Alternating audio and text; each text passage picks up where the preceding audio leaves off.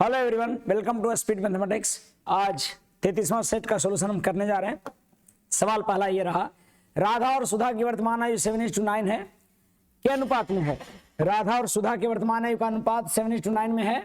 5 वर्ष पूर्व उनकी आयु का अनुपात 3:4 था। राधा और सुधा इनके वर्तमान में आयु है 7:9 प्रेजेंट में, और क्या कह रहा है? 5 वर्ष पूर्व इनकी आयु जो है सो हो जा रहा है 3:4, मतलब 3:4 था। अब देखो 5 वर्ष पूर्व यानी कि यहाँ पर जितना अंतर होना चाहिए यहाँ पर भी उतना ही अंतर होना चाहिए। अगर ऐसा नहीं है तो अंतर बैलेंस करना पड़ेगा, और नहीं है यहाँ पर। क्यों?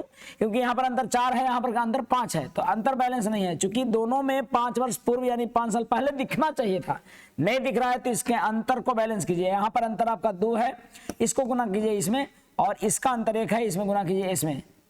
इसके अंतर को इसमें और इसके अंतर को इसमें करने से अंतर बैलेंस हो जाता है। और यहाँ पर दिख रहा होगा 7:9, और 3 दूनी 6 और 4 दूना 8। अब दिख रहा होगा कि यहाँ पर 1 वर्ष पूर्व का है कि नहीं? दोनों में बराबर 1 आ रहा है, यानी कि 1 बराबर आपका आ गया 5 वर्ष। तो क्या पूछ रहा है? अब से 3 वर्ष बाद सुधा की आयु, तो वर्तमान निकाल लीजिए। वर्तमान राधा की आयु कितना हो जाएगा? 7, और सुधा की आयु 9, तो 7 × 5 = 35, 1 बराबर 5, तो 7 × 35 और 9 × 5 = 45। ये राधा की आयु और ये सुधा की आयु हो गया। लेकिन ये कह रहा है कि भाई राधा और सुधा की आयु अभी की नहीं, राधा और सुधा की आयु निकालिए 3 वर्ष बाद की। तो 35 × 3 = 38 साल, और 45 और 3 45 3 किसका? सुधा की ना। तो सुधा का 45 3 48 वर्ष। 48 वर्ष आंसर हो जाएगा ए। सुधा के कितना? तो 38 वर्ष। मुझे लगता है क्लियर हो गया बात। 3 साल ये वर्तमान में है और 3 साल बाद पूछ रहा था, तो 45 3 48। अगले सवाल की तरफ बढ़ते हैं। बन गया होगा, सबसे बनना चाहिए था, सिंपल सवाल था तो बनना चाहिए। सवाल अगला देख रहे हैं आप। पाइप एंड टंकी का क्वेश्चन है, कहता है कि 5 घंटे में भर सकता है और दूसरा पाइप 4 घंटे में खाली कर सकता है। एक पाइप है 5 घंटे में भर सकता है, दूसरा खाली कर सकता है। यदि टंकी पूरी तरह से भरी हुई हो तो टंकी को साथ खोलने पर कितने घंटे में खाली हो जाएगा? तो भैया ये बात है कि दोनों 5 × 4 / 5 - 4 आप लिखिएगा, आप पंचम का 20 मिनट में खाली हो जाएगा। आंसर हो जाएगा सी। आप समझ पा रहे हैं बात? इसको डायरेक्ट निकाल सकते हैं कि एक भर रहा है, खाली कर रहा है, तो दोनों को एक खाली करने वाला को माइनस लिख दीजिएगा और आंसर आ जाएगा। अगले प्रश्न की तरफ बढ़ते हैं। अगला सवाल आपका देख रखा है कि एक फर्म में कुछ कर्मचारी का औसत वेतन 5200 रुपया है, जबकि महिला कर्मचारियों का औसत वेतन 4200 है। यदि सभी कर्मचारियों का औसत वेतन 50,000 रुपया है तो फर्म में महिला कर्मचारियों का प्रतिशत कितना है? आपको पता है कि अगर कुल औसतन दिया हुआ है, यानी 5200 लोग पुरुष हैं, मेल है, और फीमेल लोग हैं 4200, और अगर कुल औसतन 50 लोग हैं जो कि वेतन जिनका 50,000 रुपया है। देखो मतलब 52,000 रुपया पुरुषों का वेतन है, और औसत वेतन 42,000 रुपया महिलाओं का है, और दोनों का मिला दिया जाए तो औसतन वेतन सभी का 5,000 होता है। औसतन कभी भी दिया हुआ है तो एलिगेशन से उनके संख्या का अनुपात निकाल सकता है, और यहाँ पर जो भी घटा क्या आएगा, बड़ा में से छोटा घटाना है, संख्या का अनुपात आएगा 42। 50 में से 42 जाएगा 800, और यहाँ पर 52 में से यानी कि 200, यानी 4:1 के अनुपात में है। अब कहता है कि फीमेल और मेल और फीमेल का क्या कहता है, फर्म में महिला कर्मचारियों का प्रतिशत कितना है? तो कुल कितने हो गए? 4, 1 5। 5 में महिलाओं की संख्या कितनी है? 1। तो प्रतिशत निकालना है तो 100% से गुना, यानी कि 20% महिलाएं हैं। आपको समझ में आ रहा होगा। प्रश्न संख्या 43 का आंसर बॉल हो जाएगा। मुझे लगता है क्लियर हुआ है। अगले प्रश्न की तरफ बढ़ते हैं। अगला सवाल कह रहा है, एलजेब्रा का क्वेश्चन दिया। हालांकि जीडी में एलजेब्रा बहुत कम पूछता है, लेकिन अगर क्वेश्चन ऐसा पूछ देता है और बोलता है कि विभाजित किया जाए तो शेषफल क्या होगा, याद रखिए किससे विभाजित किया जाएगा? तो विभाजित किया जा रहा है x-3 से, तो x-3 से विभाजित किया जा रहा है तो इतना बराबर 0 ले लीजिए, यानी कि x का जो भी वैल्यू आएगा, +3 आया या -3 आया, उसी 3 को पुट कर देना है इसमें। अगर पुट करने से जो भी शेष बचेगा वही आंसर होगा शेषफल। पुट करिए तो 3 का पावर 5 कीजिएगा, और यहाँ 5 है या 6 है नजर नहीं आ रहा है, 5 है, और 9 × 3 के स्क्वायर है, और +12 × 3 है, और -14 है। तो आप देखिएगा 3 के पावर 5 हुआ, यहाँ पर 3 के पावर 5 हुआ, यानी कि आपको ये देखो, यह 3 के पावर 4 हुआ, ये 2 है और 2 है, तो 3 के पावर 4 हुआ। तो आप गुना ही करके लिख दीजिएगा। 3 के पावर 5 कितना हो जाएगा? 3 3 9, 9 9 81, 81 तिया, तो 3 और 3 की 24, 43। समझ रहे हैं बात? दूगो मिलकर 3 3 9 9 9 81 81 तिया 343 और 9 3 दूनी 3 3 9 9 9 81 और बढ़ती है 36 और माइनस कितना 14। तो कहने का मतलब कि ये आ जा रहा है हमारा आपको 2 1 3 2 5 4 3 7 275 और ये घटाने पर आएगा हमारा ये 5 और ये 9 यानी 50 95। तो कुछ गड़बड़ हो रहा है क्या? 5 पावर है ना पक्का? 3 का पावर 5 कितना होता है? 3 का पावर 5 कितना? 3 3 9 9 9 81 3 3 9 9 9 81 81 81 तिया 243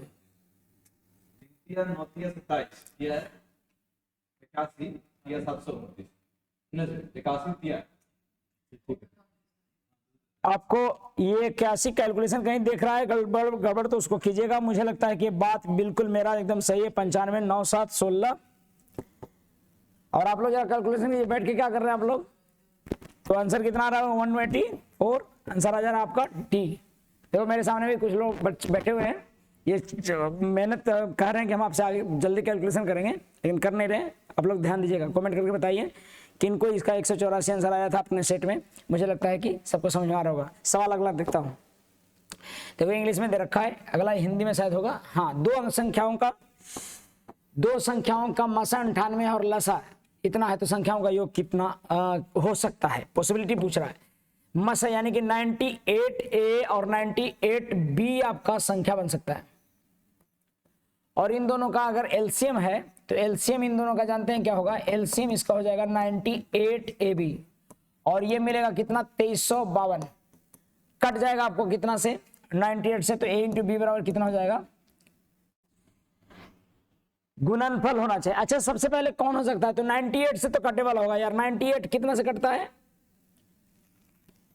49 से। 49 से 7 से कटने वाला होना चाहिए बाबू। 7 से कटने वाला होना चाहिए। तो कैसे काटेंगे? 7 से 7 बचे 35 और बच गया 2 तो 7 21 कट रहा है। 7 दूनी 14 और नहीं कट रहा है, ये कटना ही 7 से कट ही नहीं रहा है। 7 6 13 सॉरी ये एक बच गया। 7 बचे 35 और ये भी नहीं कटेगा। 7 बचे 35 4 बच गया और ये 47 ये भी नहीं कटेगा। 7 दूनी 14 बरसत 84 ये कट रहा है ना।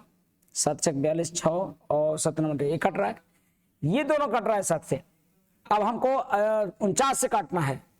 ठीक है, आंसर कौन सा हो जाएगा? 49 से काटना है तो हमारा 49 से ये कट जाएगा क्या? 49 से ये कटेगा क्या? 7 7 49। 98 से कटना चाहिए। 98 से जो कटेगा भैया ये कट चेक कर लीजिएगा। अगर ये कट जाता है तब आंसर हो सकता है, नहीं तो आंसर हो जाएगा ए। 9 एक बार में कटेगा 9 यानी कि 8 यानी कि 9 5 14 यानी कि 4 हो गया और 9 6 54 9 चौका 36 8 चौका 32 कटेगा ही नहीं ये, यानी कि आंसर हो जाएगा कौन सा? ए। देखो क्या है ये, इसकी इस कॉन्सेप्ट पर काम कर रहा है। ये बोलता है कि HCF से सभी डिविजिबल होने चाहिए। HCF से एलसीएम कटेगा, HCF से संख्याओं का योग कटेगा, अंतर कटेगा, गुणनफल कटेगा, सभी HCF से कटेगा। दैट्स व्हाई HCF से ये दोनों तो नहीं कट रहा था, ये भी नहीं कट रहा था, यानी कि आंसर कौन सा हो जाएगा? ए। मुझे लगता है कि समझ में आया होगा। अगले प्रश्न की तरफ बढ़ते हैं। एक तैराक झील में 2 किलोमीटर 15 मिनट में तैर सकता है। 2 किलोमीटर 15 मिनट में तैर सकता है, यानी तैराक का चाल क्या हो गया? 2/15 गुण 60 मिनट में है तो घंटा में, यानी कि हो जाएगा 15 × 8 किलोमीटर प्रति घंटा। यानी तैराक का चाल जिसको x मान रहे हैं कितना है? 8 किलोमीटर प्रति घंटा चाल। 9 का चाल जैसे मानते थे ना वैसे ही। एक नदी व धारा के साथ 4 किलोमीटर दूरी 20 मिनट में तय करता है। धारा के साथ यानी कि 9 का चाल अगर y है तो धारा के साथ यानी x + y। धारा के साथ जाएगा तो x + y चलेगा। और कितना? 4 कितना देर में? 20 मिनट में। 20 बटा 60 कीजिएगा तो 20 60 4 12 किलोमीटर प्रति घंटा के चाल से कह रहा है। यदि कागज की नाव नदी में डाल दी जाए, मतलब कि कागज की नाव डालने का मतलब कि कागज की अपनी नाव की कोई चाल नहीं है, धारा के सहारे बहेगा, तो धारा का चाल यहाँ पर कितना हो रहा है बाबू? नाव का चाल 8 है, धारा प्लस नाव का चाल 12 है, यानी धारा y जो माने हैं उसका चाल है 4 किलोमीटर प्रति घंटा। क्लियर है बात? अब यदि कागज की नाव नदी में डाल दी गई है और 2.5 घंटे में चलाना है 4 के चाल से, तो मुझे लगता है कि 4 दूनी 8 और 1 9/2 के हिसाब से 4 के चाल से चलेगा तो तय दूरी जो होगा सो 9 दूनी 18 किलोमीटर होगा। मुझे लगता है कि बात आपको समझ में आया है। प्रश्न संख्या अगले की तरफ बढ़ते हैं। अगला सवाल दे रखा है, कहता है कि अरुण ने जयंत से कुछ पैसे उधार ले लिए भाई, दिक्कत चल रहा होगा, ले लिया, उधार पैसे ले लिए। 4 वर्षों के लिए साधारण ब्याज की दर 8%, अगले 6 वर्ष, 4 वर्ष, उसके बाद अगला 6 वर्ष 10%, उसके बाद के समय के लिए 12%, 15 वर्ष में इतना भुगतान किया। पैकेज का क्वेश्चन है बाबू, ये बढ़िया से समझिएगा तो आपको नजर आएगा। मैं प्रिंसिपल मान रहा हूं, साधारण ब्याज आपको दे रखा है, मैं प्रिंसिपल मान लेता हूं। माना कि अरुण ने जयंत से 100 रुपया उधार लिया, 4 वर्ष के लिए रेट लगा है 8% और 6 वर्ष के लिए 10% और शेष वर्ष के लिए, तो यहाँ 15 वर्ष के लिए उधार लिया है बाबू, तो 6 4 10 यानी शेष वर्ष, शेष समय और 5 साल बचा। 5 साल के लिए वो 10% रेट लगाया है, सॉरी 12% रेट लगाया है, ठीक है। अब कहता है कि टोटल ब्याज आपके अनुसार कितना है। मेरे 100 प्रिंसिपल के अनुसार टोटल ब्याज जानते हैं कितना आएगा, 8 चौका 32 आएगा और 16 अच्छा 10 का 60 है, 15 12 पचे 60, तो 60 60 120 और 32 120 और 152 हो जाएगा ना, यानी कि 152 रुपये, 152 रुपया ऐसा ही हो जाएगा। ऐसा ही बराबर क्या होता है, रेट गुने टाइम, आपको बताए होंगे क्लास में। ऐसा ही बराबर रेट गुने टाइम किसके लिए, 100 रुपए के लिए, तो मैं 100 रुपये प्रिंसिपल मान लिया था, रेट गुने टाइम, यानी टोटल ब्याज आ रहा है आपका 152 रुपया। जयंत ने 15 वर्ष में इतना भुगतान किया हो तो उधार ली गई राशि। अब सवाल है कि इतना भुगतान किया हुआ, इतना ही एज ए सिंपल इंटरेस्ट, देखो यहाँ कह रखा है टोटल ऑफ इतना एज ए सिंपल इंटरेस्ट, साधारण ब्याज दे रखा है, जबकि भुगतान किया गया हो सकता है मृतधन है, यानी साधारण ब्याज दे रखा है, तो आप लिखिएगा 152 is nothing but 12160, we have to find principal which is 100। आपको प्रिंसिपल निकाल दीजिएगा। कटेगा क्या, कटेगा तो काटिए, 152 से 15 ठे 20 से 8 बार में कट रहा है, 80 बार में कट रहा है, यानी कि 8000 रुपया इसका आंसर रहा होगा, ठीक है। तो मुझे लगता है कि 8 है। कभी बार हिंदी पता नहीं लगता है तो उसको सिंपली आपको अमाउंट से करिएगा तो कट भी नहीं करेगा, और इंटीजर में दिया है तो उसके अनुसार से भी देख सकते हैं। मुझे लगता है कि ये समझ में आ गया है। अगले प्रश्न की तरफ बढ़ते हैं। अगला सवाल आपको कहता है कि, इंग्लिश वाला को छोड़ते हैं, हिंदी वाला को पढ़ते हैं। अगला सवाल कह रहा है कि एक यहाँ पर आधा पार्ट इधर है, कहता है 2 स्थानों से 2 ट्रेनें विपरीत दिशा में चलना शुरू की। याद रखिए विपरीत दिशा में चलना शुरू करती हैं और मध्य बिंदु से, मध्य बिंदु नहीं मतलब कि बीच में बिंदु से, किसी बिंदु से गंतव्य स्थान पर इतना पहुंचती है। आपको मैं बता दूं, अगर कोई ए से बी जा रहा है बाबू, ठीक है, कोई ए और बी के बीच की दूरी चल रहा है, एक ए से बी की तरफ जा रहा है और एक बी के ए की बी तरफ, ए से बी की तरफ, दूसरा बी से ए की तरफ चल रहा है, तो इनका चाल ए से ए बी लिखेंगे जो ए से बी की तरफ जा रहा है, और चाल बी ए लिखेंगे जो बी से ए की तरफ आ रहा है, और इनके द्वारा मिलने के बाद जो समय लेता है, मिलने के बाद जो समय लेता है उसको रूट अंडर लिखते हैं बाबू। एस बी, यहाँ पर जो ए से ए बी था तो यहाँ पर टी बी ए और यहाँ पर टी ए बी उल्टा लिखाता है। यहाँ पर देखो 3 3 9 और 1 10/3 मान लीजिए पहल का समय था, तो पहल का समय नीचे वाला होगा, पहली समय नीचे वाला होगा, तो पहला समय 3 3 9 1 10/3 है, और दूसरी समय जो है 5 का 20 और 4 24 ट्रेन पर पढ़ाऊंगा तो ये सब सारी बातें आपको डिस्कस करूंगा। तो आप यहाँ पर देखिएगा तो 24 तिया ये मिल जाएगा, 24 तिया 72 और 10 पचे 50, यानी कि 36 बटा आपको 25 आ जाएगा, और 36 बटा 25 आया। और अच्छा पहली ट्रेन की चाल कितना है, आपको 36 बटा 25 का वर्गमूल हो जाएगा आपको 6/5।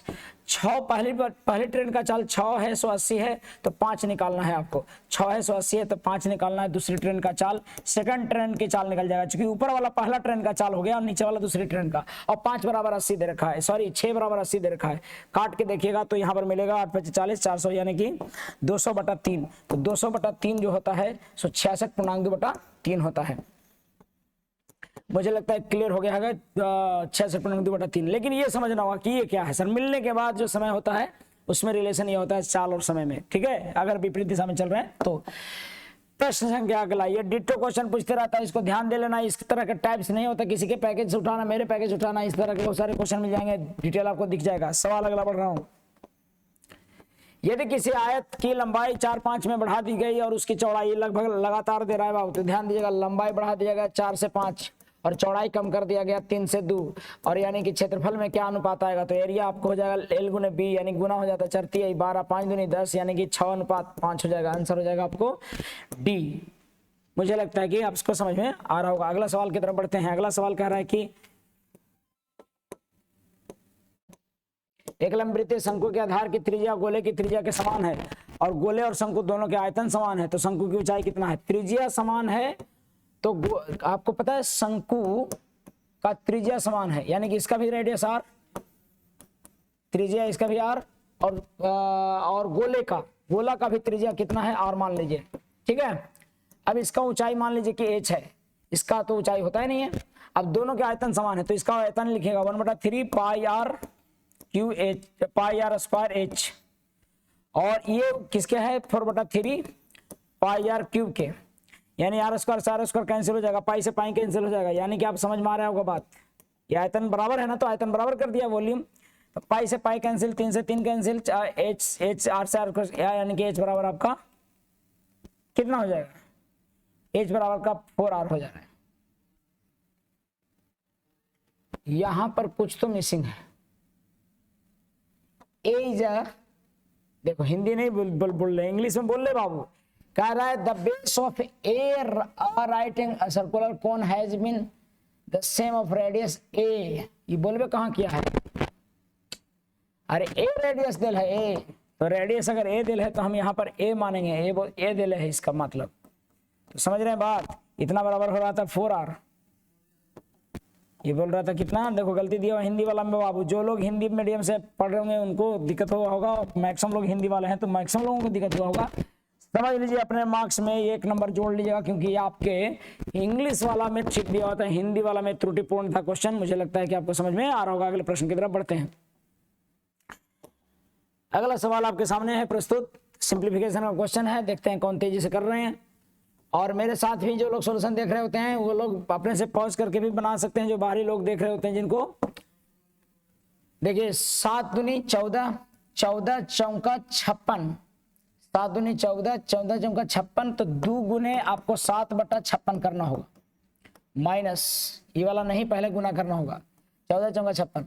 अब ये 5/4 है, लेकिन ब्रैकेट में ऐसे है तो यहाँ पर हो गया -5, सॉरी -2, तो -2 होगा तो 4 दूनी, ये बटा में 4 हो जाएगा, तो -5 5/2 हो जाएगा, 5/2, और प्लस 8 3 की 24, 12 दूनी 24, यानी कि 2 -1/2,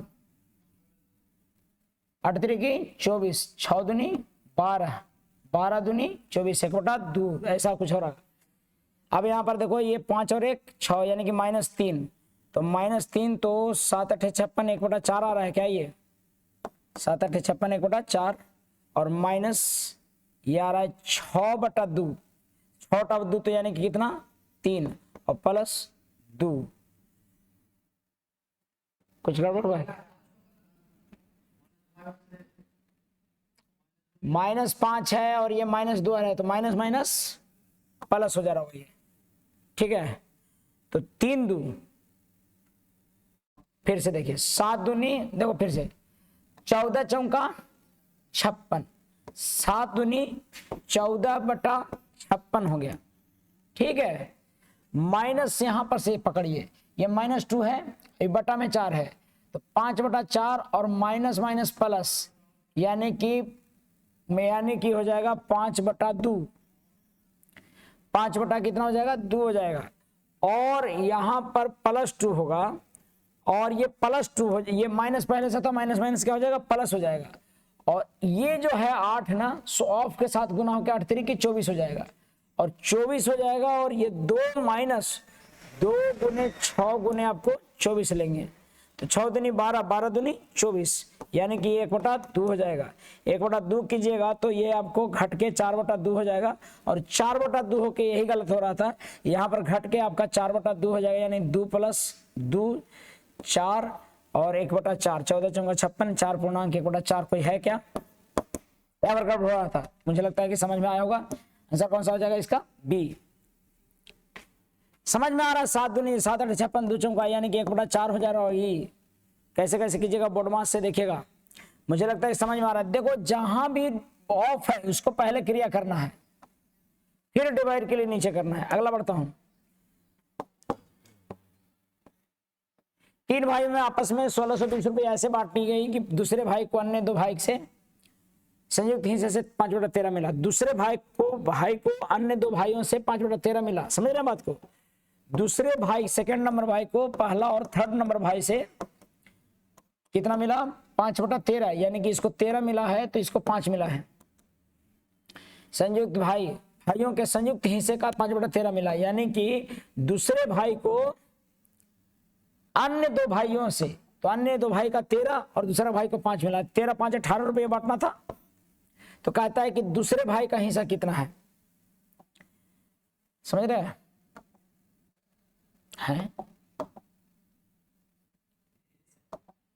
कितना था? तो 1620, यानी 18 है, 1620 रुपया है। दूसरे भाई का हिस्सा पूछ रहा है, तो दूसरा भाई का 5 है। 18 से कटने हैं 90 बार में, और यहाँ पर 9 बचे 45, 450, यानी कि आंसर कौन सा? बोल। क्लियर है बात? सवाल अगला, ये सब बनाना चाहिए था, बन गया होगा शायद, आई होप कि आपसे बना होगा। 53 क्वेश्चन आपको लंबा चौड़ा दिख रहा है, देखता हूँ क्या है नहीं है। सवाल मैं देख रहा हूँ। कह रहा है कि देखो 3 बर्तन है, ए और ए की क्षमता 20 से 20% अधिक है, और सी की क्षमता ए से 25% अधिक है। ए की क्षमता 20 से 20% अधिक है, यानी कि ए की क्षमता 20 से 20% अधिक है, और सी की क्षमता ए से 25% अधिक है। तो 20 से 20% अधिक, यानी कि ये 100 मानिएगा तो इसको 120 मानिएगा। और इससे किसका अधिक? सी का अधिक। कितना? ए से 25% अधिक। 25% का मतलब कि 1/4 अधिक, यानी कि 150 ही है। 1/4 यानी कि 15 30 का 120 ना, तो 30 तो 150 ही है। ठीक है, अब देखो ये इसको काट सकते हो आप, काटिएगा तो 1 0 से 1 0 कैंसिल कैंसिल कैंसिल। 6 दूनी 12, 5 दूनी 10, नहीं कटेगा ही नहीं। 12 10 और 15 रह जाएगा, कटेगा ही नहीं। ठीक है, अब कह रहा है कि ए बी और सी में दूध और पानी का अनुपात। देखो बाबू, ए बी सी में दूध और पानी का, ये मिल्क और वाटर का रेशियो इसमें दे रहा है 3:2, इसमें मिल्क और वाटर का रेशियो दे रखा है 7:3, इसमें मिल्क और वाटर का रेशियो दे रखा है 11:4। तो 11:4, 11 4 15 कट रहा है, 7 3 10 कट रहा है, 3 2 5 नहीं कट रहा है। तो एक काम करता हूं मैं, 5 से पहले इसको गुना कर देता हूं सब, ताकि कटे वाला मिल जाए। या 100 ही रहने देता तो हो जाता कम से कम। 5 5 15 पचे 75, तीसर का तरह क्या, और 10 पचे 50, और 12 पचे 60। मिल्क और वाटर ढूंढ रहा है। पहिलका में देखो कितना मिल्क और वाटर बांट दीजिए आप, अब मिला दीजिए सबकी मात्रा, क्योंकि ये इतना इतना मात्रा होना चाहिए था। पहला में 3 2 5 बराबर 60, तो 1 बराबर 12, तो बढ़ती है 36, और 12 दूना 24, 7 3 10, 10 बराबर 50, तो 1 बराबर 5, तो 7 पचे और 7 21, 11 4 15, 15 पचे 75, 11 पचे 55, 55 का 20। बांट दीजिए इसको, जितना रेशियो में बांटने आता होना चाहिए। अगर रेशियो में बांटने आता है तो मुझे लगता है कि ये समझ में आ रहा होगा। द्वितीय 6 यानी कि 65, और 5 5 10 6 16, यानी कैरी 1, और 3 3 6, और 6 6 12, 126 और 65। कोई कटता है क्या? 126 और 59 आ रहा है यहाँ पर। गड़बड़ हुआ है क्या? 11 4 15, 15 पचे और 11 पचे 55, 55 का 20, और 7 3 10 पचे 50, तो 7 पचे 35 बचती है ही 7 पचे 35 और बचती है 15, तो 5 4 9, यानी कि 59 आ रहा है। यहाँ पर कहीं ना कहीं त्रुटिपूर्ण था, तो आंसर कौन सा हो जाएगा? 126:59। क्लियर है बात? ये बातें कैसे आपको समझ में आ रहा है क्या? सब अनुपात दे लेता है एबीसी बर्तन का, उसको पहले निकाल लिए कि 60 लीटर 50 लीटर 75 लीटर, ऐसा निकाले कि जो ये वाला रेशियो से कटता हो, फिर कैलकुलेट किया। रेशियो में पढ़े होंगे तो तमाम तरीके आपको बताए गए होंगे। अगले सवाल की तरफ बढ़ता हूं मैं। अगला सवाल आपके सामने है, कहता है कि एक धनात्मक संख्या n के लिए dn बराबर n है। n के धनात्मक भाजक की संख्या है। n क्या है? भाजकों की संख्या है। n जो है सो भाजकों की संख्या है। तो कैसे निकालते हैं भाजकों की संख्या? पता है, जैसे अगर मान लो कि डी अच्छा ये बार बार दिया हुआ है, फिर डी दिया हुआ है, फिर डी दिया हुआ है, तो डीडीआ दिया है। मतलब कि पहले 12 का भाजक निकालिए। तो बाबू 12 का भाजक कितना होता है? 12 बनता है 2 के पावर 2 से और 3 के पावर 1 से। तो भाजक की संख्या इसका जानते हैं कितना? 2 + 1, पावर में 1 जोड़ना है, 1 + 1, यानी कि इसकी भाजक संख्या 3 और दूनी 6 हो जाएगा, 3 दूनी 6 हो जाएगा, यानी कि 12 का भाजक मिल गया, जानते हैं कितना? 6। ठीक है बाबू। डी ऑफ डिवाइजर ऑफ 12 यानी डी 12 का भाजक कितना? 6। अभी भी बोल रहा है 6 का भाजक फिर निकालिए।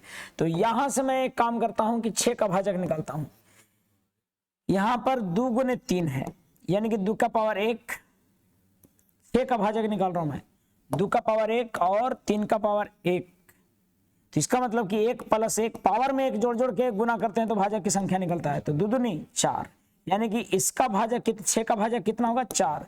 तो इसका मतलब डी और 4 लिखा हुआ है।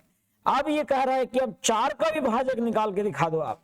4 बना है 2 के पावर 2 से, और अगर 2 के पावर 2 से बने तो पावर में 1 जोड़ेंगे तो हो जाएगा 3, यानी कि इसका भाजक होता है 3 और आंसर है डी।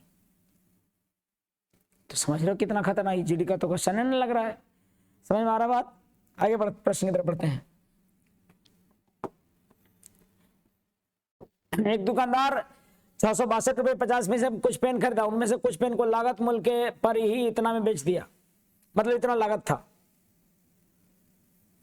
यदि उसने शुरुआत में सबसे कम पेन खरीदे हैं तो उसके पास अभी भी कितने पेन हैं? अच्छा, यानी कि लागत मूल्य इतना है और कुछ पेन इतना में खरीदा है, यानी कि दोनों संख्या को इसे काटता होगा। इसका एचसीएफ निकाल लीजिए।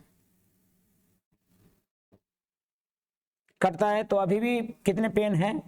तो उसके पास अभी भी कितने पेन हैं? दोनों का देखिएगा कितना से कटता है ये। दोनों का एचसीएफ कोई हो रहा हो क्या? 662.50 का, यानी कि इतना बटा 10 और 3875/10। जीरो बैठाएंगे तो 100। अब इसको काटते हैं, समझ रहे हैं? जीरो जिनको लगता हो कि सर जीरो छोड़ दिए तो जीरो बैठा के फिर काट देते हैं, क्या दिक्कत है? 2 × 5 = 10 और 12 × 5 = 60, 13 × 5 = 65, ये बच गया 1, 5 दूनी 10, 5 × 5 = 25 और ये काट दिया 2 × 5 = 10, 5 × 7 = 35, 5 × 7 = 35, 5 × 5 = 25। अब तो मुझे लगता है कि एचसीएफ नीचे में तो 2 आया, एचसीएफ मेरा कितना आ गया? इसका एचसीएफ देखिएगा, जो भी एचसीएफ किससे कटता है ये? अरे कुछ तो आप लोग भी बैठे हो तो बोलो, कितने से कटता? 19 से कटेगा क्या? नहीं, 11 से कट रहा है क्या? 5 3 8 और 5 1 6, नहीं कटेगा। 6 2 8, 6 5 11, नहीं कटेगा, नहीं कटेगा। यानी कि ये कटना है अगर 19 से, तो 19 दूनी 38, 19 3 57, 19 4 76 और बच गया यहाँ पर 1, नहीं कटेगा 19 से। 13 से कटेगा क्या? 13 से कटेगा क्या? 13 6 = 13 × 5 = 65, बच गया यहाँ पर 125, नहीं कट रहा है ये 13 से भी। 18 से 9 से कटता है क्या? इसका एचसीएफ तो 2 हो जाएगा नीचे में, और उसका एचसीएफ कितना हो जाएगा? यानी कि 662.50 में कुछ पेन खरीदा है और उतना ही पेन खरीदा है इतना में, यानी कि दोनों कोई नंबरों से गुना हो रहा है। सीधा सीधा बात। अगर इसको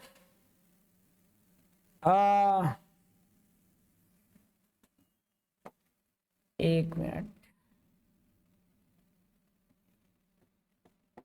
25 दूनी 50, 25 दिया 75, 25 दूनी 50, बच गया हमारा 100 और 1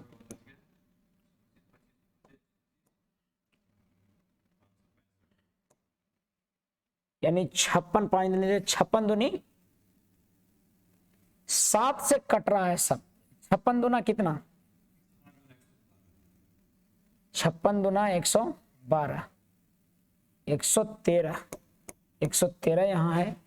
मतलब कि मुझे क्या करना है, इस दोनों का HCF निकालना ही है किसी भी हालत में। चलो मैं HCF निकालता हूँ। HCF आप निकालिएगा तो मिलेगा 315 और 725 का एक 315 55 और 775। 5 से भागा देंगे, 5 दूनी 10, 5 सत्ते 35 और 5 एकम 5 और 5 एकम 5, 5 5 बचे 25, 5 बचे 25। अब कट रहा है 7 से क्या,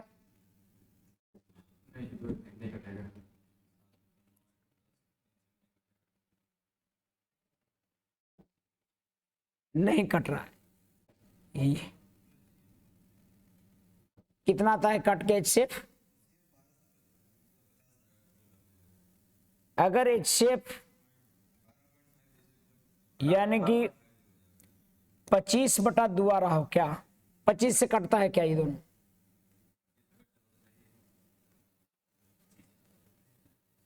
नहीं कटेगा। जब 5 से एक ही बार में कट ही रहा है तो 25 से कहां कटेगा।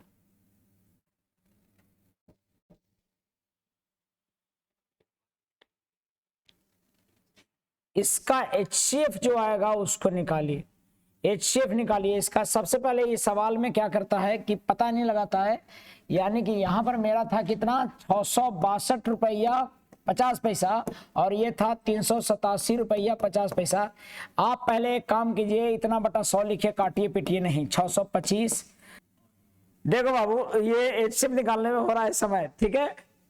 तो इसको क्या करिए, इसका HCF ऊपर वाले का निकालिएगा। 66,250 और 38,750 का HCF जो होगा वो निकालना होगा। और डिनोमिनेटर जो है 100 और 100 उसका आपको LCM निकालना, ठीक है। और आप निकालिएगा इसको तो HCF आ जाएगा 1250, जो कि मैंने अभी कुछ देर पहले पॉज करके निकाल के देखा है, ठीक है।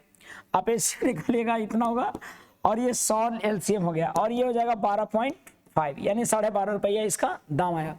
ये जो आया है सो 12.5 रुपये प्रति कलम था, चूंकि 12.5 रुपये कलम से ये वाला पैसा आया था, इतना आया था।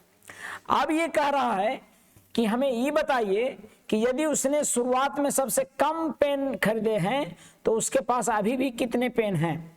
मतलब कि ये खरीदा है पेन और कुछ उसमें से लागत मूल्य पर बेच दिया, यानी कि ये भी क्रय मूल्य है, ये भी क्रय मूल्य है और इतना बेच दिया, तो अभी कितना बचल है।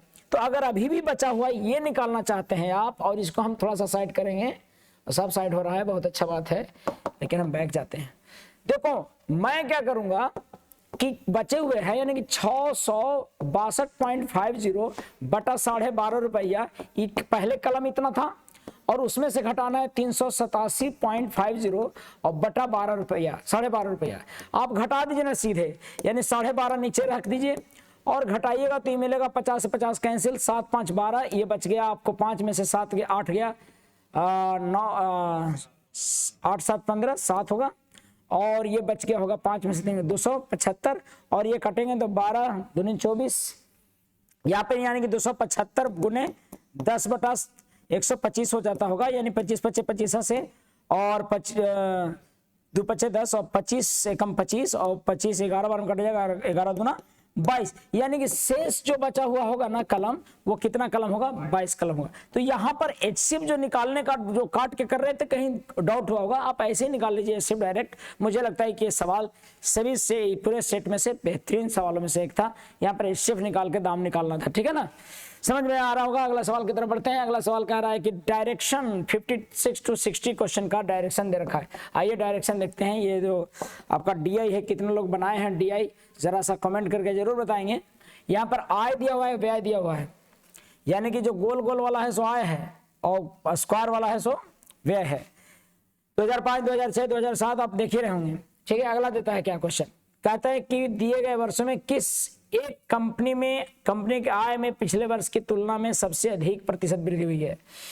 किसमें सबसे वृद्धि हुई है, ये तो भाई देखने वाली बात है। आय में किसमें वृद्धि हुआ है, तो आय में 30 से 50 हुआ तो 20 बढ़ा, तो यानी कि ये 2/3 बढ़ा, यानी कि 66.2/3 बढ़ा। ये 50 से 65 हुआ यानी 15 बढ़ा, तो 20-25 100, 15 दूनी 30% बढ़ा है। ये तो कम ही गया है, ये बढ़ा है। कितना बढ़ा है? 60 से बढ़ा है 75, 15 चौका 60 यानी 25% बढ़ा है। ये तो कम ही गया है। यानी कि 2005 से 2006 आपको ऑप्शन में है क्या? 2006 में बढ़ा है, 2006 वाला शुरुआती वाला में ज्यादा वृद्धि हुआ है कि नहीं? 66% के करीब था। कैसे निकाले सर? ये 30 से 20 बढ़ा है, तो 20 बढ़ा है 30 में, तो कितना परसेंट बढ़ा है ये जरा सा देखिए। यानी कि और नहीं ऐसे समझ में आता है तो ऐसे कीजिए कि किसमें समझ में आ गया होगा, ऐसे ना कैसे आता है। 66.2/3% की वृद्धि हुआ है। ओकर बाद में ये देखो 15 से 15 बढ़ा है, 15/50, तो ये आपको नहीं ज्यादा बढ़ा है। इतना गुने 100 करेंगे तो 15 दूनी 30 ही आता है, ठीक है। और ये तो कम गया है। यहाँ से यहाँ देखिएगा तो ये बढ़ा है कितना? 15, 60 से 15, 60 से भी 15 नहीं है ज्यादा, ठीक है। तो मुझे लगता है कि आपको समझ में आया प्रतिशत कैसे निकालते हैं, ठीक है। अगला प्रश्न की तरफ बढ़ता हूं। आगे का सवाल कह रहा है कि सभी वर्षों के दौरान कंपनी की औसत आय इतना कितना करोड़ में थी, है? हाँ, यानी कि सिंपल बात है कि इसमें से सभी को जोड़िए। ये आपको किसमें है? 100 करोड़ में है ये लिखल। तो 30, 50, 80 और 75 और 65 कितना? 7, 6, 13 यानी कि 120, 7, 6, 140 हो गया। 140, 80 और 60, 140 कितना? 280 प्लस 50, 6, 5, 11, 3, 240 हुआ। 6, 5, 11, 11, 3 तो 100, तो जोड़कर आ रहा होगा 330/6 और 6 टर्म का है तो 6, तो कितना बार में कटे? 6, 5, 30, 55 आता होगा ये। मतलब क्या है कि सभी को जोड़िए। मतलब क्या है कि सभी को जोड़िए, यानी कि 30 प्लस 50 प्लस 65 और प्लस 60 और प्लस 75 और प्लस 50 भागे कितना? 6। और अगर नहीं मन मानता है, अगर आपको परेशान होता है तो आप क्या कर सकते हैं? एवरेज कुछ मान लीजिए। मान लेते हैं कि हम एवरेज मान लीजिए 50 के, 50 मान लीजिए एवरेज। अभी 30 है तो यानी कि 20 कमा है तो किसी और के बदले 20 लाना होगा। अरे भाई 50 है तो 20 क्या करना होगा? और लाना होगा, तब ना इसके बदले पूरा कर पाएगा। तो 0 है यानी 15 ज्यादा है तो 15 कम ही लाना होगा। और ये 60 है यानी 10 ज्यादा है यानी 10 कम ही लाना होगा। ध्यान दीजिएगा।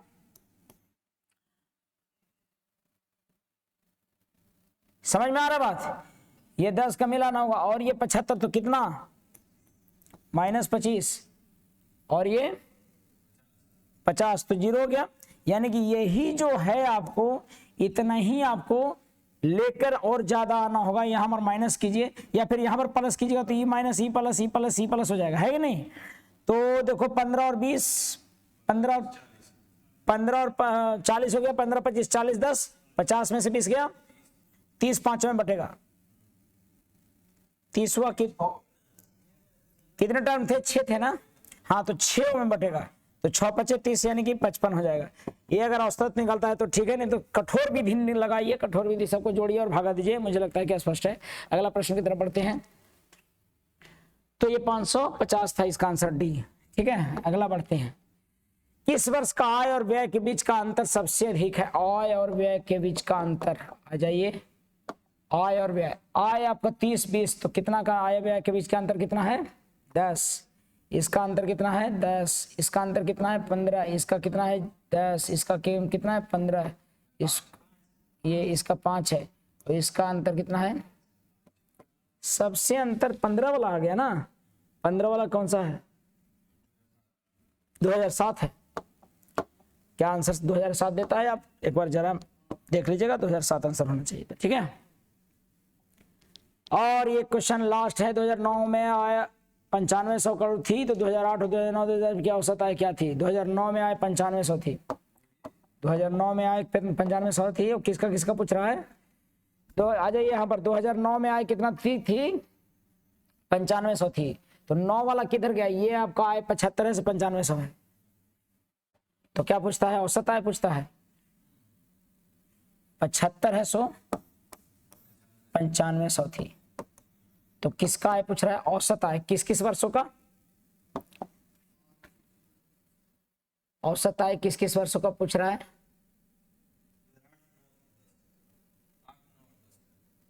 ये है आपका 8 9 10 का, तो 8 9 10 का निकालिए भाई।